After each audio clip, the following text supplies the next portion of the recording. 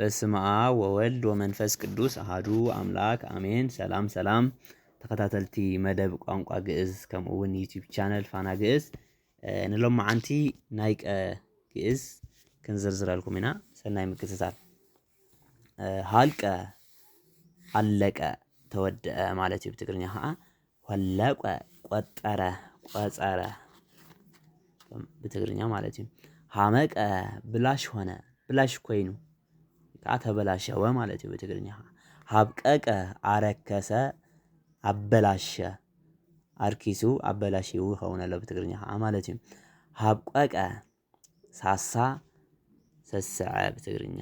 ሃነቀ አነቀ በአምሓርኛ ሓነቀ በትግርኛ።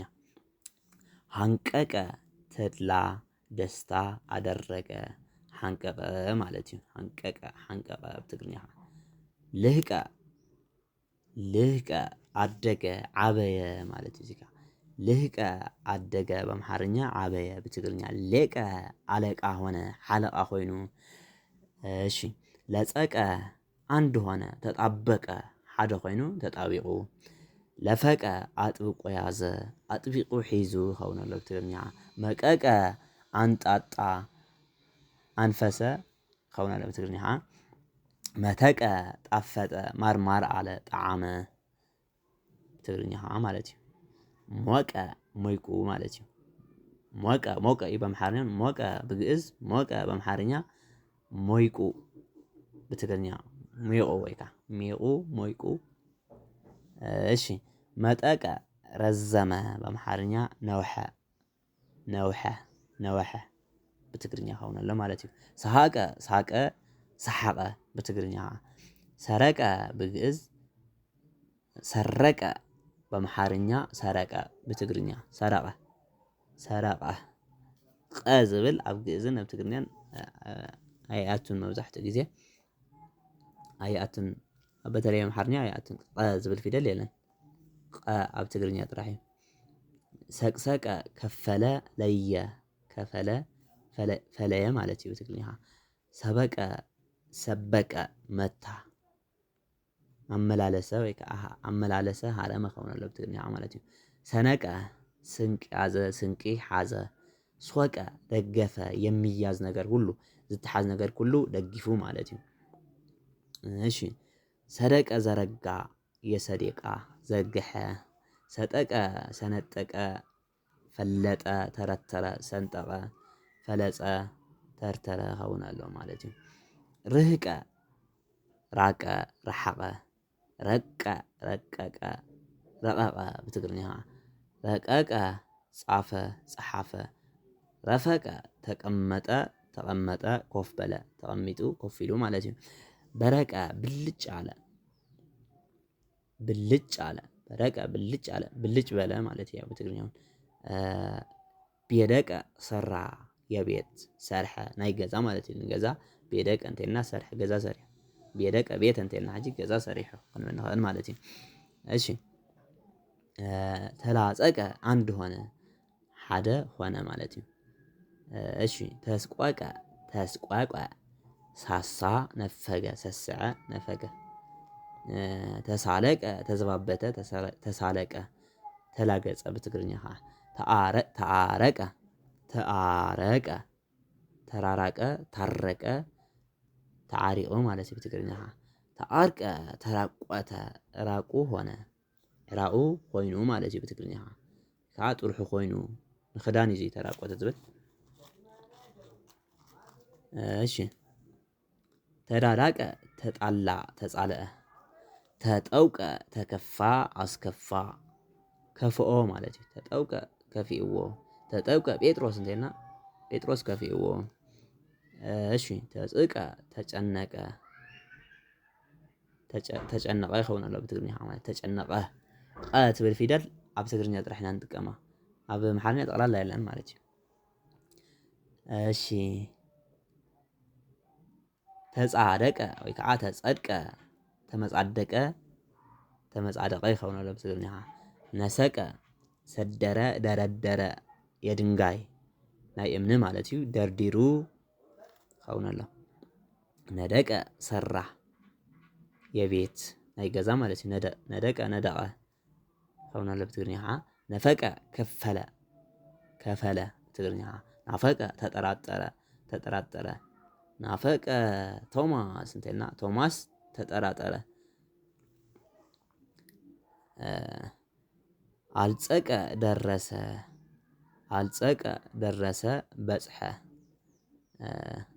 አመቀ ጥልቅ ሆነ ጎደጎደ ወይካ በትግርኛ ዓሚቅ ኮይኑ ማለት ጎድጉዱ ወይካ አሰቀ አሸበ ሰራ በልብስ ላይ ወርቅ የማፍሰስ አመላኸዐ ማለት እዩ አሸበ ማለት አመላኸዐ ኣብ ርእሲ ወርቅስ ኣብ ርእሲ ልብስ ኣብ ርእሲ ክዳንስ ወርቂ ምድራብ ማለት እዩ ወይካ አረቀ አስታረቀ አተዓረቀ አርቀ ተራቆተ ጥልሑ ኾነ አበቀ ታመመ ሓመመ አነቀ አሰረ ንክሳድ ማለት እዩ አሲሩ ይኸውን ኣሎ ብትግርኛ አሰረ አሲሩ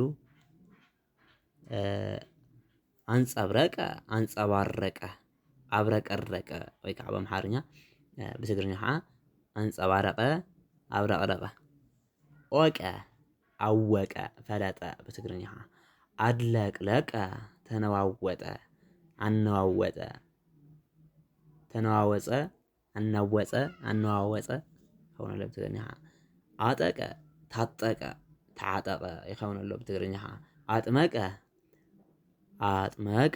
አጠመቀ በአምሓርኛ አጥመቀ በትግርኛ አጣቀ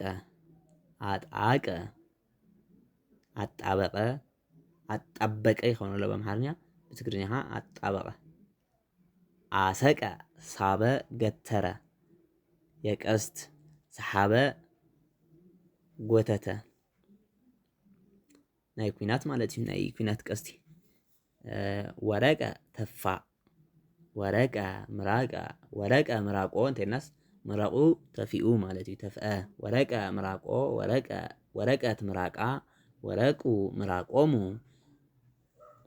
ይብላ በለ ይኸይድ ማለት እዩ ወደቀ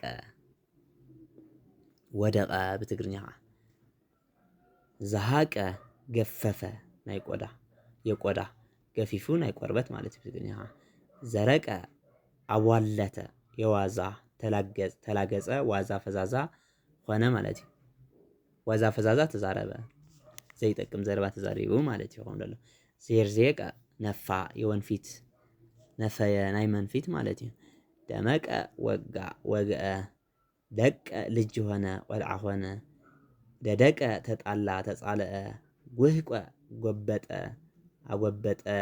አጎነበሰ ይኸውን ኣሎ በአምሓርኛ ብትግርኛ ከዓ ጎበጠ አጎጠ አጎንበሰ ጠለቀ አደፋ ረከሰ ረስሐ ረኸሰ ጠበቀ ያዘ ሓዘ ጠንቀቀ ጻፈ ጸሓፈ ጠንቀቀ ጠነቀቀ ተጠንቀቀ ማለት እዩ ጠንቀቀ ጠነቀቀ ፈጸመ ወደአኸ ማለት እዩ ጠንቂቁ ንብል ኣለና ብትግርኛ ጠየቀ ተረድአ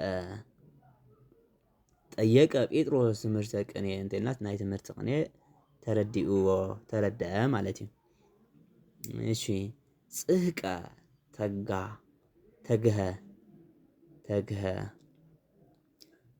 እሺ ጸረቀ ጋገረ ሰንከተ ማለት እዩ ብትግርኛ ሰንከተ እንጀራ ሰንኪቱ ከም ማለት ንምባል ማለት ንጥቀመሉ ጸረቀ ህብስተ እንጀራ ጋጊሩ እሺ ጸንቀቀ ነከረ ዘፈቀ ለወሰ አጥለቀ ይኸውን ኣሎ ብትግርኛ ለወሰ ወይ ከዓ አጥለቀ ወይ ከዓ ዘፍዘፈ ዘብሁ ዳቤላ ጠሊ ወጸንቀቁ ልብሶ ለዮሴፍ በደም እንዲል ዘፍጥረት 37:31 ጸድቀ እውነተኛ ሆነ ሐቀኛ ሆነ ጸፈቀ ጀጎለ የአጥር ዓጸወ ወይ ከዓ ገደገደ ወይ ከዓ ሓፀረ እውን ከውን ይኽእል ናይ ሓፀር ናይ ግድግዳ ሓፀር ማለት እዩ ፈሃቀ